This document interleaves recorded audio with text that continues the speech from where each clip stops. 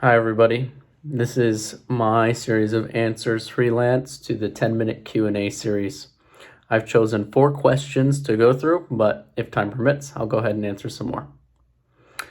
The first question that I want to address and that I want to answer is, how long will it take you to become profitable? So I'd like to go through the finances of the company and how we plan to fund it, and then what our month-to-month expenses are going to be and how we plan to become profitable. The good news is that we plan to be profitable from day one of our launch. So we're taking out a $55,000 loan from RightPac Credit Union at about 6% APR. The $55,000 loan from RightPac Credit Union will go towards startup fees such as purchasing the semi-truck, as well as setting up our EIN, setting up our LLC, setting up our authority with the state of Ohio and other states that we plan to operate the truck in or just drive through. It'll cover all of those costs. So at $55,000, we expect that the interest or the payment that we'll have to make every month to be current on the account is about $937.05. So the first month, that includes $737 roughly of principal and about $199.50 of interest. So that gives us, of course, our $937. So with our trucking company, we plan to make about $10,600 a month in profit. Not revenue, but profit. So if we take that $937 out of the $10,600 that we plan to make, then we're at about $9,663 in total profit after that expense of just the loan repayment. So from day one, we're already profitable. And remember, all the numbers that I'm sharing right now, the $10,000 and $10,600 of profit is profit. It's not revenue, so that already has expenses taken out. The expenses are taken out because for 2 reasons. One, the driver, as he's driving for a 3PL, which we're contracting work out to, the 3PL will pay his salary, they'll pay the gas, they'll pay the insurance, they'll pay everything to keep the semi-truck running, including leasing the trailer. So that is all taken care of. The dispatching will pay him, of course, ourselves on the side. So the dispatching, the 7% of whatever gross value of freight that he's moving every 2 weeks per month, he'll get a certain percentage of that. Right now, we're estimating an annual salary of about $65,000 to $75,000 for the driver for the dispatching services that he'll provide. So that's the good news. We're profitable from day one. So we'll continue investments though as we hit profit milestones. So as we hit the $48,000 revenue mark, which we're planning to on just hauling freight alone, we're going to go ahead and invest in a second semi-truck. So we're going to have 2 semi-trucks running. We're going to have 2 drivers, one off and one on at every single given time. So that way we always have a truck running on the road. With the addition of a second semi-truck, that'll bring about another $4,000 to $5,000 of profit every single month. So that'll bump our expenditures or the payback on a loan up as well, because we're going to take out another loan. We're not going to finance this ourselves. It doesn't make that much sense to do so. Going to the bank and getting a loan out lets us use their capital to make money ourselves. So we're looking that will be between $7,125.90 and $8,125.90 a month in profit from the trucking alone. With 2 drivers, though, at that point, our expected profit from dispatching services that we provide to other trucking companies will also increase. So we'll add another $5,600 onto that as well. If you look at the trucking potential cash flow that I've added into here, this is just hauling freight. So this is just the freight portion of the business. We're expecting that, per semi-truck that we add, we'll continue to add on that revenue. And as you can see, past 2025, which is when the loan is going to be paid back, we're going to realize another increment of about $1,000 per truck that we've invested in the beginning. So what experience do I have in this industry? Well, right now I currently work as a global supply manager for Tesla.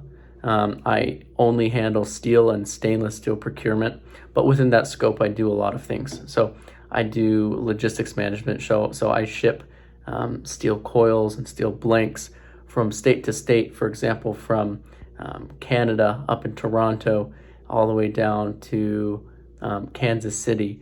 I ship steel coils from Midway, Ohio, and Middletown, Ohio, to Michigan. And then I ship them from Michigan to California.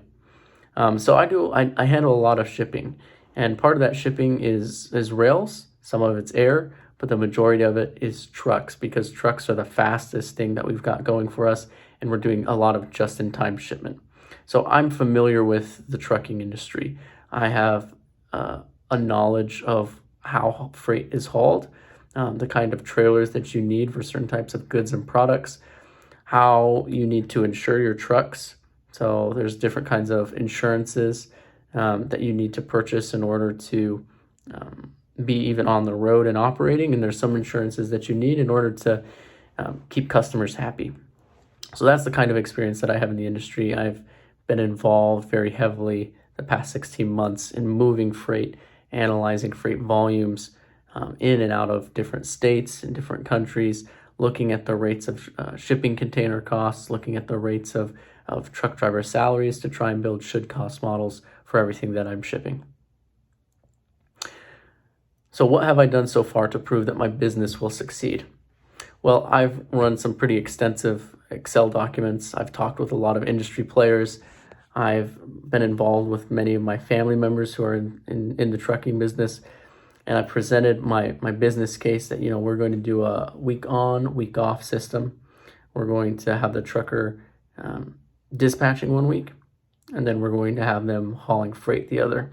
And a lot of them, the people that I've talked to, really like the idea. They think it'd be really successful. A lot of them are truck drivers themselves, the people that I've talked to, and they think a system like this would be so beneficial to the health of the driver, to his state of mind, to his ability to focus on the road and ensure that everything he's doing is safe and in compliance of local laws and regulations.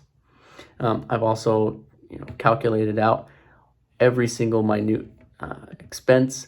I've put together an Excel spreadsheet of assumed driver expenses if we were to dispatch or book our own freight.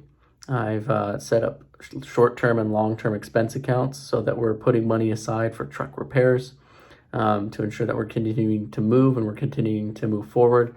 I've also looked at ways to save on freight and save on a lot of the high-ticket expenses such as fuel. One of the ideas was to use a special Amex card that provides a 3% cash back at every single gas station across the country. So from that, if we're operating a truck that's going 80,000 miles a year, which is the typical average, you're going to be getting about $1,052.31 back in fuel costs every single year. I've also gone and looked extensively at used semi trucks to see what kind of model would be best. What would the drivers prefer? What do I want in order to haul what kind of freight? Since we're focusing on produce and refrigerated goods, we need a truck that's capable of hauling what's called a reefer unit, which is a refrigerated trailer, one that can keep the produce cold and refrigerated. So I've done a lot of research into the financials. What are the requirements? What do we need to do in order to get this truck out on the road and making money? And I've tracked it all and talked to industry experts. So I think it's a good business model, and there's nothing so far that I've seen that has caused me to worry at all. The fourth question I want to address really quickly within the 10 minutes is, why haven't other competitors tried my idea yet? It's because it's an old industry. There's not a lot of change. There's not a lot of movement one way or another as to how the industry needs to change, how it needs to improve. People have tried to change it, and it hasn't worked. The one thing that people have tried more than any other is just to increase the salary. But what we've seen is, salary is not everything. It's also a work-life balance. If you can spend time at home with your family, if you can eat healthier, if you can take care of your body, that's more important than a salary. That being said, we'll also be, matching salaries and being competitive in that area.